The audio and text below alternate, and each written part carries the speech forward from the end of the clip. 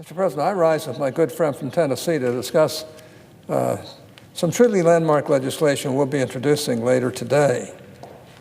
This is long overdue. It's called the Music Modernization Act, and it will reshape the music licensing landscape to bring it into the 21st century. As a songwriter myself, I have a deep interest in music issues and in ensuring we have a music licensing system that works. Unfortunately, our music licensing laws have not kept pace with the technological change. We have an outdated, antiquated system designed for the era of CD and cassette tape rather than the era of digital streamlining and audio on demand. Most of us rarely think about the complex laws that govern who can listen to what music, when, and who gets paid when we purchase an MP3 or listen to an interactive stream. We pay our money to iTunes or the streaming service without thinking about how that money gets distributed to dozens, even hundreds of actors across the music industry. You have songwriters and publishers and recording artists and record labels. You have agents and broadcasters and streaming services and performing rights organizations. You have multiple copyrights across multiple individuals for the same song. It's a dense, interconnected web of licenses, rights, and legal obligations that all need and should be carefully calibrated. And our current regime is not well calibrated. Far from it. To begin with, the process of ensuring that songwriters are paid when a song they write is downloaded or played on the internet is a complete mess. The problem lies in matching sound recordings to the underlying musical work. That is, to the song performed in the sound recording. When a person downloads or streams a song, there are actually two sets of copyright holders whose interests come into play. First is the recording artist, who owns a copyright in the sound recording. That is, in the recorded version of the song. Often the recording artist will have assigned his or her copyright to a record label. The other relevant copyright holder is the songwriter, the person who actually wrote the music. And in virtually every case, the lyrics that the recording artist performed. The songwriter owns a copyright in the song itself, in the actual words and music. Often the songwriter will have assigned his or her copyright to a music publisher. When a sound recording is reproduced, whether by download, interactive stream, or fixing the song on a CD or other physical object, the recording artist and songwriter or their respective assignees both receive a royalty. The recording artist receives a royalty for the sound recording itself, and the songwriter receives a royalty for the underlying song. These are called mechanical royalties because historically, reproduction of sound recordings was done through mechanical means. Think of a vinyl record and its grooves.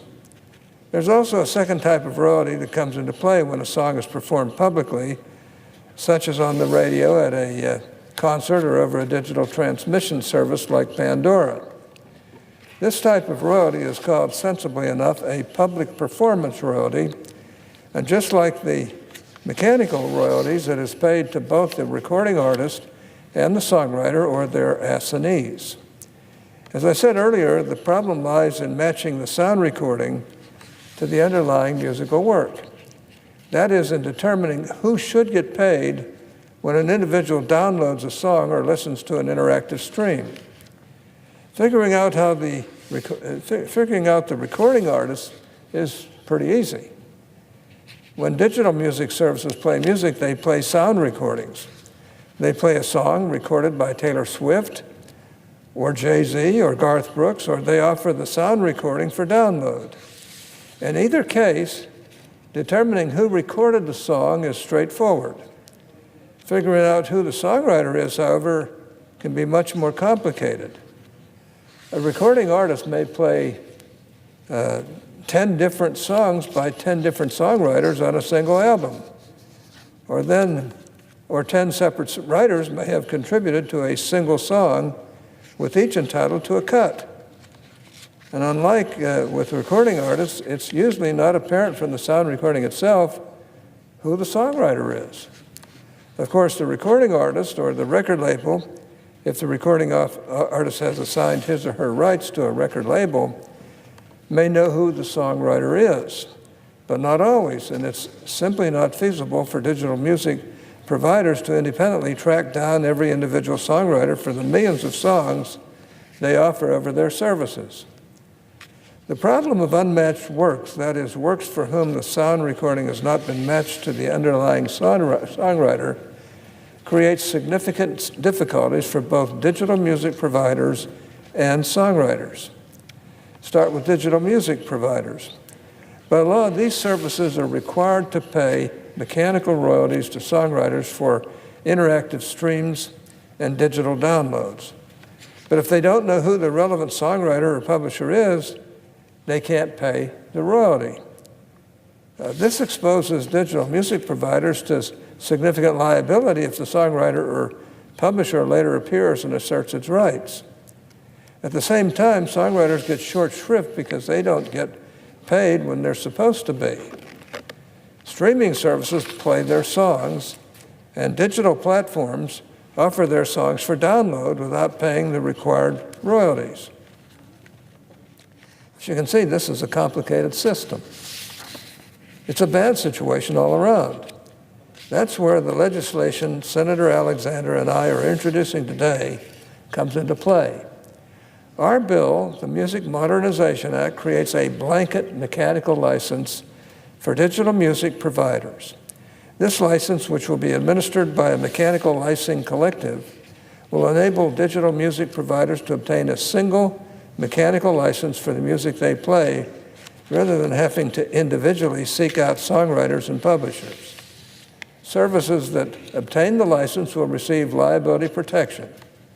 Songwriters and publishers, in turn, will benefit from increased royalty statements. Among the mechanical licensing collective's duties will be establishing and maintaining a public database that identifies musical works and their owners. Now, this will help reduce the number of unmatched works. In addition, the Music Modernization Act provides that royalties for unmatched works will be distributed after a holding period of 3 years to known copyright holders on a market share basis. This means that rather than going unpaid, royalties for unmatched works will go to existing copyright holders, or according to how active each copyright holder is in the marketplace. Our bill also contains a critical update to the rate standard for mechanical royalties for songwriters. Current law requires the Copyright Royalty Board to consider a variety of statutory factors in setting mechanical royalties. These factors, however, do not accurately reflect market demand, with the result that songwriters are paid a below-market rate. Our bill revises this standard to instruct the board to establish rates that reflect what a willing buyer and willing seller would agree to in the marketplace. Lastly, the bill makes 2 changes related to public performance royalties for songwriters. As I explained earlier, this type of royalty comes into play when a song is performed publicly, such as on the radio, at a concert, or over a digital transmission service like Pandora. Public performance royalties for songwriters and publishers are administered through performing rights organizations, or PROs, the most well-known of which are ASCAP and BMI. ASCAP and BMI offer blanket licenses to radio stations, restaurants, digital transmission services, and others that allow licenses to play all songs in the PRO's catalog. These blanket licenses are governed by 2 1940s-era consent decrees that require all rates under the licenses to be set or approved by a federal judge in the Southern District of New York. The Music Modernization Act makes two changes relevant to these consent decrees. First, it says that any judge in the Southern District of New York may hear a rate-setting case involving ASCAP's or BMI's license fees, not just the particular judge who oversees the consent decree. Second, the bill revises current law to allow judges in these rate-setting proceedings to consider evidence of public performance royalties paid for sound recordings in setting public performance royalties for songwriters. The purpose of this provision is to better align public performance royalties for sound recordings with public performance royalties for the underlying musical work, and to ensure that songwriters are properly rewarded when a song they write becomes a hit. Mr. President, as I mentioned earlier, music licensing is an incredibly complicated subject. I've endeavored today to explain the Music Modernization Act in a straightforward way that individuals not steeped in this subject can understand. The key points are as follows. First, the bill will help solve the problem of unmatched works so that digital music providers are protected from liability and songwriters receive the royalties they're due.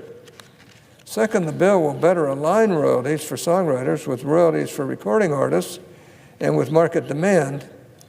It will also bring much needed transparency to our music licensing system by creating a public database that identifies musical works and their owners.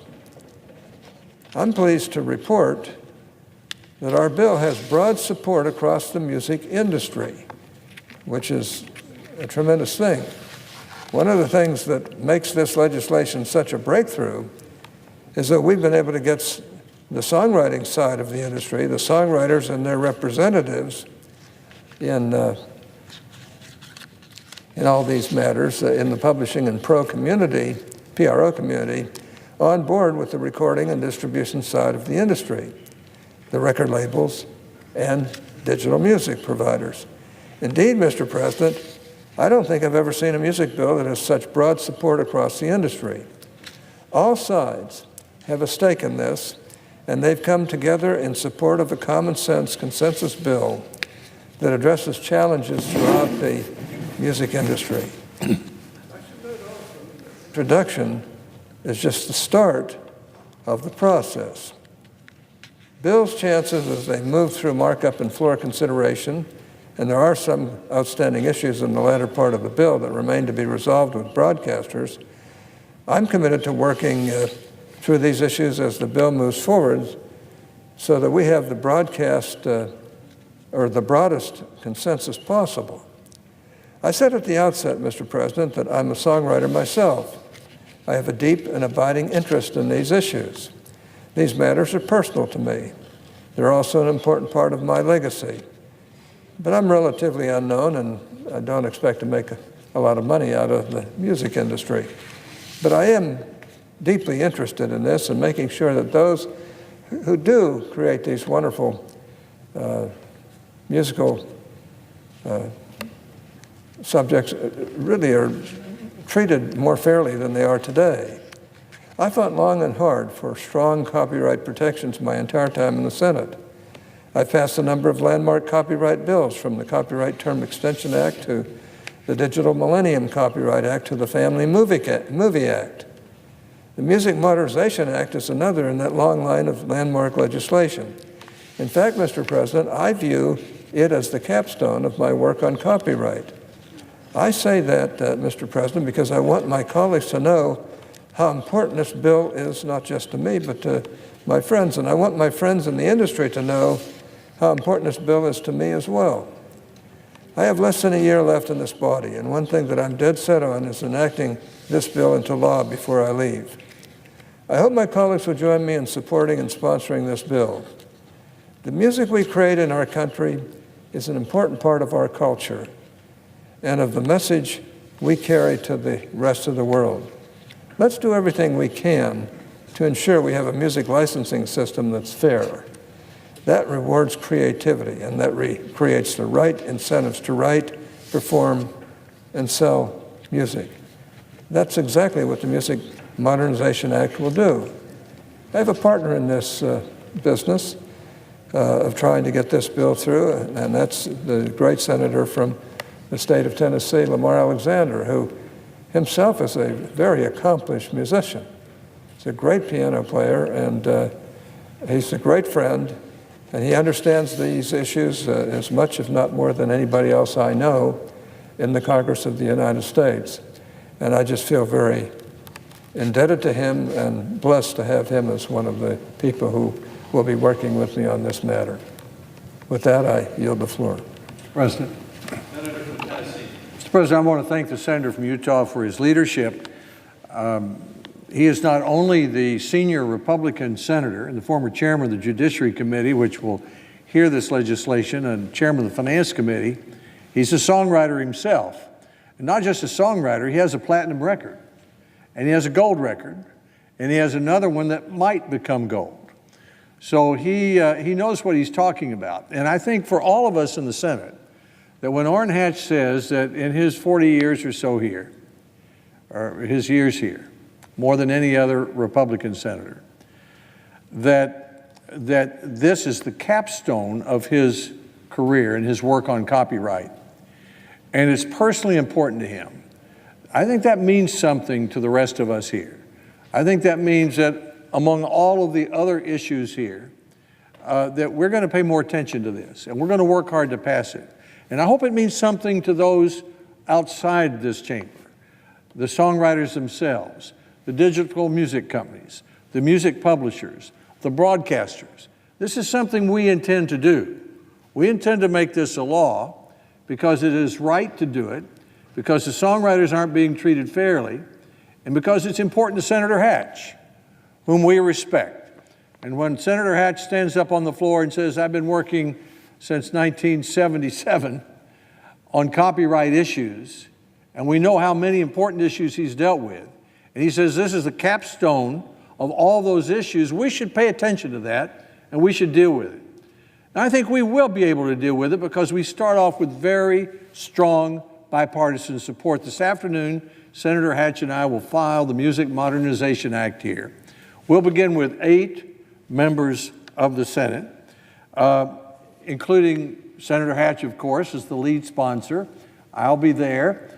But in addition to that, Senator Whitehouse, the senator from Rhode Island, a Democrat, Senator Corker, senator from Tennessee, Senator Dick Durbin, the senator from Illinois. Dick Durbin is in Nashville nearly as much as Orrin Hatch is in Nashville. Dick Durbin is not a songwriter, but he loves country music, and he loves songwriting, he loves music, and he's the #2 Democrat in the Senate, the Democratic whip. So to begin to have that sort of co-sponsorship, in addition to Senator Isaacson, Senator Coons of Delaware, our newest senator, Senator Jones of Alabama, those are the 8 of us in the Senate who are starting this bill, and we hope others on both sides of the aisle will see the wisdom of it. Mr. President, Italy has its art, Egypt has its pyramids, Napa Valley has its wine, and Nashville has its songwriters. Songwriters are the lifeblood of Music City. The mayor of Nashville was in my office today. We talked about that. We have thousands of songwriters in Nashville. We have a lot in Memphis, too. We have many in Bristol and Knoxville and East Tennessee, where the music really started, the country music. But in Nashville, we have thousands of songwriters. They are waiters. They are bus drivers. They are teachers. They are having other jobs as they build their songwriting careers. Their paychecks ought to be based on a fair market value of the work they create. Songwriters are paid when their songs are played. They get a royalty. And we want to make sure that their hits that are heard around the world are felt in their pocketbooks. The arrival of the internet has transformed the music industry, but it's also meant that many songwriters simply aren't paid their royalties when their songs are played online. This is the first problem, the arrival of the internet. The second problem is that when the songwriters aren't paid, they're not paid a fair market value for their work. Senator Hatch, as I've mentioned, has long been an advocate for musicians. He understands this. We've worked together for over a year with Representative Doug Collins in the House of Representatives on the Music Modernization Act, which 8 of us will introduce this afternoon. It's bipartisan, as I said. It represents the first major consensus legislation that has the support of songwriters, of music publishers, of digital music companies, and of record labels. And Senator Hatch and I are going to continue to work together to make sure it has the support of broadcasters as well. More importantly, the legislation will have a real impact on songwriters in Tennessee and elsewhere. First, it creates a simple licensing system for direct music services like Pandora, Amazon, etc., to reflect the changing music industry. And second, it'll make it easier for the songwriters to be paid when their music is played or someone buys a song that they wrote. And third, it will allow them to be paid for the fair market value of their work. That's what the bill does. Now, to give you an idea of what this really means, let me tell you a story about songwriting. I do not have the experience that the senator from Utah has. He's written more than 100 songs over the years, co-written with a number of Nashville songwriters, as a matter of fact, some of them. And he's even has a song that's a platinum record. But a few years ago, I was in East Tennessee in my hometown of Maryville, and I walked out of the pharmacy and I saw an older couple sitting in a pickup truck, and I asked them how they were doing, and the woman said, of she and her husband, she said, "We're just falling apart together." Well, that weekend, my son Drew was having a songwriters retreat at our home in East Tennessee. He's in the music business. And so I told one of them, Lee Bryce, about that, what the woman said to me, falling apart together. Lee Bryce said, "I think I can do something with that." So he and Billy Montana and John Stone, the songwriters, wrote a song called Falling Apart Together. Lee Bryce put that on one of his albums, and I got 1/4 of the song rights. That's the way it works in Nashville. If you contribute anything, including just the song name to a song, you get a part of the royalty. Well, Lee Bryce is a pretty well-known singer as well as a songwriter, and he put the song on his album, and you would think the royalty would add up to a lot of money. But in 2016, on my Senate financial disclosure, I reported receiving $101.75 in royalties for my 1/4 of the song Falling Apart Together. If you're a songwriter living in Nashville or Memphis or Los Angeles or New York or anywhere, or Provo or Salt Lake City, you can't make a living on $101.75. The other problem facing songwriters is that music is increasingly played online. Companies like Spotify, Pandora, Amazon, Apple offer listeners virtually unlimited access to digital music libraries that they can play using the internet whenever they want. According to Nielsen, there are nearly 86 million paying subscribers to these types of digital music streaming services. 86 million paying subscribers. In 2016, these subscribers listened to more than 252 billion music streams, including repeated songs. So in 2016, for the first time in history, streaming music services, songs played online, generated more than half the music industry's revenues. Digital music services such as Spotify, Pandora, and Apple Music generated the majority, or 51.4% of the music industry's revenues. So we know that the internet has changed our world. It's changed politics. It's changed newspapers. It's changed retail. We've seen the effect of it. It's changed the music industry too. 1/2 of the music industry's revenues come from online songs that are played. And as Senator Hatch has said, our laws have not kept up with that. And as a result, our songwriters, the creators, who have a right under our Constitution to be paid for their work, a fair market value, aren't being paid in many cases. And when they are paid, they're not being paid a fair market value. Sales of compact discs fell below $100 million in 2016, a 17% decline from 2015. This means that it's getting much more difficult for songwriters to make a living, and Congress can't change the fact that the internet and other new technologies have changed the music industry, but we do have a responsibility to update our laws to keep up with what has happened. So how did we get in this mess, and what laws are we talking about updating? In 1909, Mr. President, more than a century ago, Congress gave copyright owners of musical works the exclusive right to make, reproduce, and distribute their own musical work. At the time, the works were primarily piano rolls. So we're talking about laws that were created for player pianos. Congress set the royalty to be paid to the owners of those piano rolls at 2 cents per copy. The Copyright Royalty Board, a 3-judge panel at the Library of Congress, still sets those royalty rates today. The current rate's 9.1 cents. It's based on below market standard.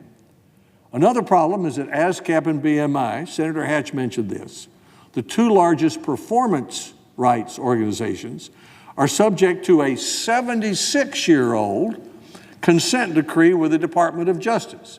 That means an agreement agreed upon in 1940 or so, and ever since then it's been governing these performance rights rates. These consent decrees never contemplated the internet, and today they are harming Nashville songwriters. The biggest problem with these outdated consent decrees is that songwriters don't get paid the fair market value for their work. Songwriters negotiate with radio stations for the right to play their music in exchange for a, quote, reasonable performance royalty. If songwriters and the radio stations can't agree on the reasonable royalty, the songwriters have to go to a federal rate court, which means their case is heard by district judges in New York, in the Southern District of New York. Under current law, the judge is not allowed to consider what the song's performer earns when he sets a reasonable royalty.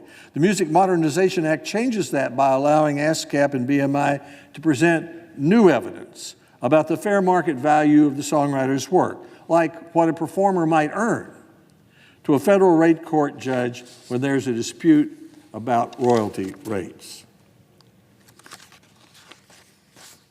The legislation also allows more federal district judges to hear these type of cases.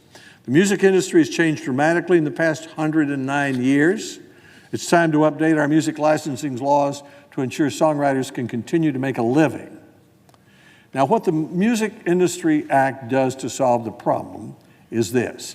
It creates a new simplified licensing entity to make it easier for the digital music companies, this is Spotify, Pandora, to obtain a license to play songs and ensure songwriters are paid when their music is played. Instead of Spotify and Pandora tracking down each songwriter or a songwriter's publisher to get permission to play a song, they'll be able to submit one license and start playing a song right away. Transitioning to a blanket license for reproductions was recommended by the Copyright Office of the Library of Congress. In a February 2015 report on music licensing reforms, the Copyright Office recommended this blanket licensing approach that's included in the Music Modernization Act. The Copyright Office report concluded that song-by-song licensing is widely perceived as a daunting requirement for new services and as an administrative drag on the licensing system as a whole. The move to a blanket system would allow marketplace entrants to launch their services and begin paying royalties more quickly. Another important point is the new licensing entity won't be a new government agency, and the digital music companies will pay to set it up and keep it running, not songwriters. The new entity will be governed by songwriters and music publishers, giving songwriters a say in how their work is used for the first time. And the new entity helps songwriters because it will collect royalties each time a song is played, look for the songwriter, and hold on to the royalties for 3 years until they can be found. This helps songwriters because it ensures they are paid royalties for their work, whether they have a publisher or not. This helps digital music companies because it makes sure songwriters are paid, and that means fewer lawsuits. The legislation also improves transparency by creating a publicly accessible database for all music works and requires digital music companies to pay songwriters their royalties every month. Songwriters will receive usage reports on music that's played to make sure the money is all there. The new database is important because maybe a young, inspiring songwriter co-wrote a song under an alias or moved or simply can't be located. The legislation allows songwriters to audit the licensing entity once a year if the songwriter chooses. And finally, the legislation requires the Copyright Royalty Board at the Library of Congress to use a fair market standard of what a willing buyer would pay a willing seller when the board sets royalty rates. This helps songwriters receive a fair market royalty when their song is played online. The Music Modernization Act, as Senator Hatch said, has broad support, really unprecedented support. It's a consensus piece of legislation. It's supported by the National Music Publishers Association, the Digital Media Association, the American Society for Composers, Authors, and Publishers, that's ASCAP, the Broadcast Music Incorporated, that's BMI, Nashville Songwriters Association International, the Songwriters of North America, and on January 8th, these groups joined the Recording Industry Association of America, the Recording Academy, and more than a dozen music industry groups in endorsing the Music Modernization Act. It will help thousands of songwriters in Nashville, across Tennessee, and across this country. Songwriters, music publishers, and digital music companies have reached a consensus. Now it's up to Congress to provide a result. That's why I'm working in such a bipartisan way, and so glad to be working with our such eminent leaders as Senator Hatch, Senator Durbin, and others to pass the Music Modernization Act and give Tennessee and our nation songwriters the fair pay that they've earned. I want to thank Senator Hatch's staff, as well as my own staff, once again, because they've been working on this issue for some time. And the Senator Hatch, was the original co-sponsor of legislation in the 114th Congress titled the Songwriter Equity Act. I'm proud to work with him. I want to thank Representative Doug Collins and Representative Hakeem Jeffries, who are the sponsors of the bill in the House of Representatives. They're leading the effort to get the bill through the House Judiciary Committee so it can be considered by the full House. Finally, I'd like to thank Bart Herbison with the Nashville Songwriters Association, David Israelite with the National Music Publishers Association, Beth Matthews with ASCAP, Mike O'Neill with BMI, Greg Barnes and Chris Harrison with the Digital Media Association. These individuals have all worked together and negotiated for months to try to produce a consensus legislation to help songwriters and modernize the music licensing laws. So, Mr. President, let me end where I began. This is a bill to help songwriters. This is a bill to modernize a copyright system. This is a bill to help our laws keep up with the digital age, the internet world. This is a bill that has consensus among digital companies and songwriters and publishers for the first time. And this is a bill to honor Orrin Hatch, who has served in this body since 1977, who's a songwriter himself, who has been our leader on modernizing copyright laws from the very beginning. And I intend to work as hard as I can in a bipartisan way, both in the Senate and the House, to pass this bill for the good of our country and as a capstone of the career of our senior United States Senator, Senator Hatch. I thank the President, and I yield the floor.